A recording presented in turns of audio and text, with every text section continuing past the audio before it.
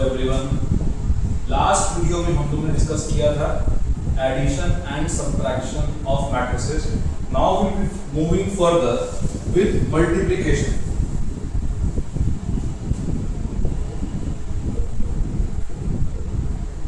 Multiplication of matrices जैसे हम लोग किए थे फॉर एडिशन और सब्ट्रैक्शन. सबसे ज्यादा जरूरी क्या था? फोरमोस्ट थिंग क्या होता था? Orders of the matrices must be same. Short recap कर रहे हैं हम लोग. सपोज एक मैट्रिक्स था 2/2 का और दूसरा मैट्रिक्स था 2/2 का. These two matrices can be added or subtracted. अगर एक ऑर्डर है 3/2 का, दूसरा ऑर्डर है 2/3 का, ये ऐड या सब्ट्रैक्ट नहीं हो सकता. ठीक है. एडिशन एंड सब्ट्रैक्शन के केसेस में क्या होता था कि orders of the matrix must B same. क्यों? क्योंकि ऐड और सब्ट्रैक्ट होता कब है? जब दो टर्म्स कैसा हो? लाइक टर्म्स हो. कैसा टर्म्स हो? लाइक टर्म्स हो. इसीलिए मैट्रिसेस के केस में ऑर्डर्स हुआ हमारा क्या? Like terms. अब अगर हम लोग मल्टीप्लिकेशन पे आते हैं तो हम लोग जैसे मल्टीप्लाई करते थे, मल्टीप्लिकेशन पॉसिबल कब होता था? नॉर्मली कब पॉसिबल होता था? अनलाइक टर्म्स और लाइक टर्म्स दोनों ही मल्टीप्लाई हो सकता था. For example, x can be multiplied by x and give x square. x multiplied by y can give xy. तो ये क्या हो गया हमारा? लाइक टर्म्स हो गया. एंड ये क्या हो गया? अनलाइक टर्म्स हो गया. तो मैट्रिसेस में भी we can multiply both. Like terms मतलब same order of the matrix multiply हो सकता है. अनलाइक टर्म्स मतलब डिफरेंट ऑर्डर्स ऑफ मैट्रिसेस भी मल्टीप्लाई हो सकता है. ठीक है. अब जैसे there are some rules for multiplication.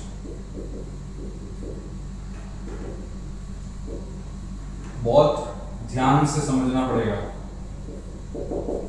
ये रूल्स ही इंपॉर्टेंट है, अदरवाइज मल्टीप्लिकेशन पॉसिबल नहीं है. Rules for multiplication of matrix क्या बोल रहा है कि the number of columns of first matrix must be equal to the number of rows of the second matrix. ऐसे ही बिना देखे, बिना रूल्स फॉलो किए मल्टीप्लाई हम लोग मैट्रिक्स नहीं कर सकते. The first rule is the number of columns of first matrix must be equal to the number of rows of the second matrix. Second rule क्या बोलता है? The order of the resultant matrix. Resultant matrix मतलब हम लोगों का जो answer आएगा उसका order. The order of the resultant matrix must B of the order following as number of rows of first matrix by number of columns of the second matrix. पहले note down करेंगे, उसके बाद I will explain कि कैसे multiply होगा. ठीक है. अब जैसे एक ऑर्डर लिखे देते. सपोज सिंपलेस्ट ऑर्डर है 2/2 getting multiplied by the same order of 2/2. हम लोग क्या समझे थे कि लाइक ऑर्डर या सेम ऑर्डर वाला मल्टीप्लिकेशन होगा ही होगा. एडिशन भी होगा, मल्टीप्लाई भी होगा एंड सब्ट्रैक्ट भी होगा. कैसे? रूल नंबर 1 क्या था? फर्स्ट मैट्रिक्स का कॉलम एंड सेकेंड मैट्रिक्स का रो मस्ट बी सेम. हो रहा है सेम? द फर्स्ट मैट्रिक्स का कॉलम एंड सेकेंड मैट्रिक्स का रो मस्ट बी सेम. एंड जो उसका आंसर आएगा, सेकेंड रूल क्या था कि पहला वाला मैट्रिक्स का रो और दूसरा वाला मैट्रिक्स का कॉलम का ऑर्डर आएगा. मतलब अगर 1 2 3 4 इज गेटिंग मल्टीप्लाइड बाय 4 3 2 1, तो उसका जो आंसर आएगा वो भी 2/2 ऑर्डर का ही निकलेगा. वापस देखते हैं. रूल नंबर 1 क्या था? Number of columns of the first matrix must be equal to number of rows of second matrix. And जो आंसर आएगा उसका ऑर्डर क्या होगा? जो बचा हुआ रो था पहला मैट्रिक्स का एंड बचा हुआ जो कॉलम था वो सेकंड मैट्रिक्स का. ठीक है, नोट डाउन करेंगे.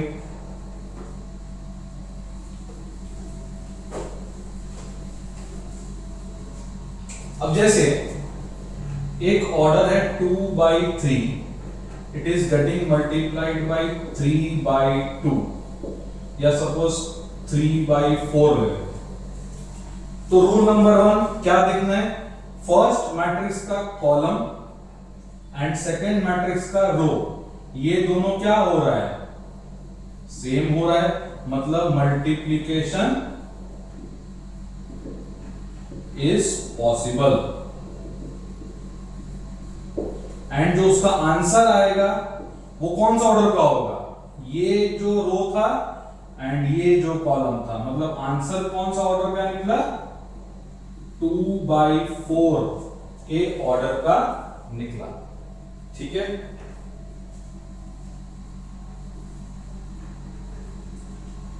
अब हम लोग थोड़ा एग्जांपल देखते हैं इसका. How can we multiply a matrix?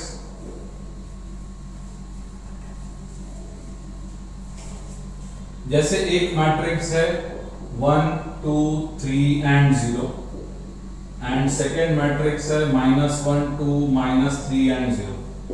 Random question है, तो हम लोगों को पूछा है ए बी. ठीक है, अब यहां पे जैसे लिखा है वैसे ही लिखो मल्टीप्लिकेशन के फॉर्म में, ऐसे एंड ऐसे. तो first what we will be checking कि मल्टीप्लाई हो रहा है कि नहीं हो रहा है. 2/2 2/2 सेम ऑर्डर मल्टीप्लाई होगा और आंसर क्या आंसर ऑर्डर का आएगा? 2/2 का ही आएगा. अब ये मल्टीप्लाई होगा कैसे? ध्यान से देखेंगे. पहला मैट्रिक्स का रो विल गेट मल्टीप्लाइड बाय पहला column of the second matrix. लेकिन कैसे? पोजीशन आपस पोजीशन से मल्टीप्लाई होगा. ये रो 1 का पहला एलिमेंट, ये भी रो 1 का पहला एलिमेंट, इसी से मल्टीप्लाई होगा और ये दोनों भी आपस में क्या होगा? मल्टीप्लाई होगा. अब इन दोनों को क्या करना है? ऐड करना है. वापस देखेंगे. First row will get multiplied by the first column of the second matrix और दोनों के बीच में क्या हो जाएगा? प्लस साइन आ जाएगा. नेक्स्ट इधर वाला जो एलिमेंट बनेगा वो यही रो एंड सेकेंड कॉलम से बनेगा. तो कैसे हो रहा है? 1 into 0 प्लस 3 into -3. ये रो 1 खत्म हो गया. अब रो 2 पे आते हैं. तो रो 2 में क्या है? 2 है और कॉलम 1 पे क्या है? -1. सेकेंड एलिमेंट क्या है? 0 एंड मल्टीप्लाइड बाय 2. यहां पे भी क्या होगा? 2 के साथ ये एलिमेंट मल्टीप्लाई होगा एंड 0 के साथ ये मल्टीप्लाई होगा. बीच में क्या आएगा? प्लस. नेक्स्ट स्टेप क्या आया? -1 प्लस 6 -2 प्लस 0 0 -9 एंड 0 -0. ठीक है, लास्टली क्या आ गया हमारा आंसर? 5 -2 -9 एंड 0. ठीक है, नोट डाउन कर लेंगे.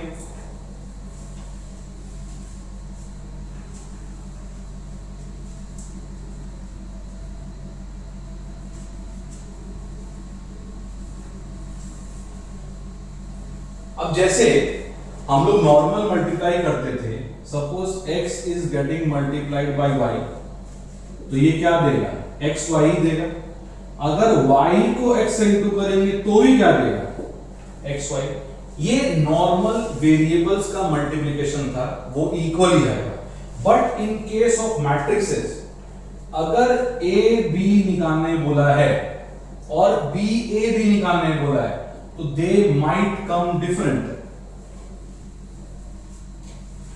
जैसे b और a मल्टीप्लाई करने बोला है, तो अब b को आगे रखा जाएगा एंड a को बाद में, ठीक है।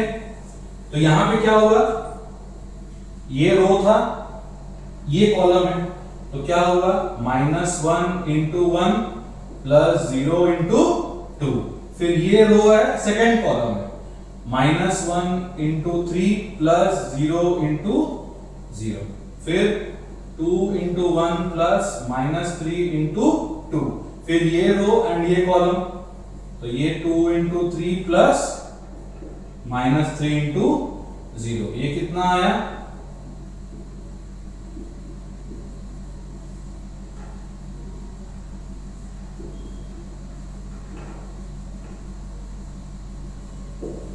अब यहां से क्या, अगर पीछे जाके देखेंगे तो a b का जो वैल्यू आया और b a का जो वैल्यू आया, इट इज नॉट इक्वल। तो मैट्रिक्स के केस में अगर दो मैट्रिक्स मल्टीप्लाई करने बोला है, a b लिखने बोला है, तो उसका एक अलग आंसर आ सकता है, b a लिखने बोला है, उसका भी अलग आंसर आ सकता है, ठीक है। तो ये माइंड में रखेंगे हम लोग, नोट इट डाउन। अब एक और एग्जांपल देखते हैं। सपोज एक मैट्रिक्स है 1 and -2 एंड सेकेंड मैट्रिक्स है हमारा 3 and -4, कुछ भी है। तो हम लोगों को निकालने बोला है a b and b a दोनों। अगेन a एक मैट्रिक्स है, b एक मैट्रिक्स है, a b निकालने बोला है, b a भी निकालने बोला है। तो पहले हम लोग चेक करेंगे, suppose for a b, a का ऑर्डर कितना था, 2/1, it is getting multiplied by 1/2। तो ये दोनों क्या हो गया, सेम हो गया, मतलब मल्टीप्लिकेशन इज पॉसिबल। और जो लेफ्ट आउट रहेगा वो किसका ऑर्डर बन जाएगा, रिजल्टेंट मैट्रिक्स। तो अब हम मल्टीप्लाई करके देखेंगे। सपोज ये क्या था, 1 and -2 एंड ये कितना था, 3 and -4। तो 2/2 का बन रहा है, मतलब 4 एलिमेंट बनेंगे, वैसे जैसे पहले बने थे। तो ये रो में सिर्फ 1 ही है, तो ये किससे इंटू होगा, 1 से लेके 3। इस रो में सिर्फ एक ही एलिमेंट है, तो इसी से इंटू हुआ। अब ये रो इस कॉलम से इंटू हो तो कितना बनेगा, 1 से लेके -4। अगेन यहाँ पे क्या होगा, -2 will get multiplied by only 3 and यहाँ पे जो एलिमेंट बनेगा it is getting multiplied by -4। तो ये आंसर क्या आ गया, 3 -6 -4 एंड 8, ठीक है। मल्टीप्लाई करने के पहले हमेशा रूल्स चेकआउट करना पड़ेगा। कभी कभी एग्जाम में एमसीक्यू पूछ सकता है, दो मैट्रिसेस दे दिया, उसका आंसर भी दे दिया, पॉसिबल ही नहीं होगा तो आंसर कैसे निकलेगा, नन ऑफ दिस भी ऑप्शन रहता है। एमसीक्यू में कंफ्यूजन तो रहता है क्या। तो अगर सपोज यहीं पे बी ए के लिए चेक करते हैं, तो बी का ऑर्डर कितना है, 1/2 है, और ए का ऑर्डर कितना है, 2/1। तो ये भी क्या हो रहा है, मल्टीप्लिकेशन पॉसिबल है, लेकिन आंसर से कैसा आएगा, 1/1 ऑर्डर का आएगा।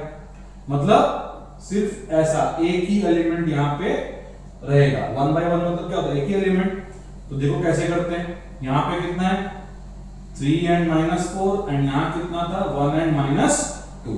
ये रो और एक ही कॉलम से मल्टीप्लाई होगा, तो आंसर क्या आएगा, 3 के साथ 1 प्लस -4 के साथ -2। तो ये कितना आया, 3 प्लस ऑफ प्लस 8, तो आंसर कितना आ गया हमारा 11। ठीक है, बार बार रिपीट कर रहे हैं कि रूल्स हमेशा वेरीफाई करेंगे for multiplication. Order addition subtraction में क्लियरली दिख जाएगा, बट मल्टीप्लिकेशन में बिना लिखे मत करना। Note it down. अब as promised in the previous video, एक क्वेश्चन हम लोग बोले थे ना करेंगे एडिशन एंड सब्ट्रैक्शन के ऊपर, तो ये है वो क्वेश्चन। ठीक है, दो मैट्रिसेस है x and y, x plus y का एक वैल्यू दे दिया है, x माइनस y का भी एक वैल्यू दे दिया है। अब इसको सॉल्व करने में कैसे, हमेशा क्लास 9 एंड क्लास 8 का बेस हर जगह लगेगा। हम लोग क्लास 9 में साइमल्टेनियस लीनियर इक्वेशन पढ़े थे ना, उसी के ऊपर एक बेस क्वेश्चन है। जैसे ये दो क्वेश्चन दिया हुआ है, ये इक्वेशन 1 हो गया एंड ये इक्वेशन 2 हो गया। तो अगर हम लोग एलिमिनेशन मेथड यूज करते थे तो we can simply add these two equations. तो उससे क्या होगा, y और y क्या हो गया, कैंसिल आउट हो गया। यहां पे x और x ऐड करके कितना आ गया, ट्वाइस ऑफ x। तो यहां पे भी क्या होगा, these two matrices will get added। तो यहां से क्या ऐड करके आया, 0 प्लस 2 कितना हो गया 2, 2 प्लस ऑफ माइनस 2 कितना हो गया 0, माइनस 1 प्लस 3 कितना हो गया 2, 4 प्लस 6 कितना हो गया 4 प्लस 2 कितना हो गया सॉरी 6। अब यहाँ ट्वाइस ऑफ x है, मेरे को x एंड y निकालना था, तो यहां से क्या आ जाएगा, x will get like this 2, 2, 0 and 6। तो यहां पे x का वैल्यू क्या आ गया 1, 1, 3 and 0। यहां पे लिख देते हैं x का वैल्यू क्या हो जाएगा 1, 1, 0 and 3। ये जो हाफ है ये सारा एलिमेंट से इंडिविजुअली मल्टीप्लाई होगा, तो ये सब आएगा। अगर बाई चांस ये वैल्यू सपोज 7 होता तो यहां पे क्या लिख देते 7/2। क्लियर,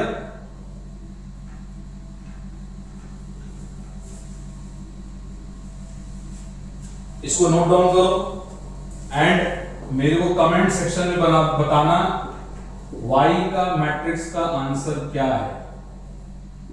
ठीक है, I will be waiting for the answers. Thank you. Rule हमेशा मैच करके करोगे।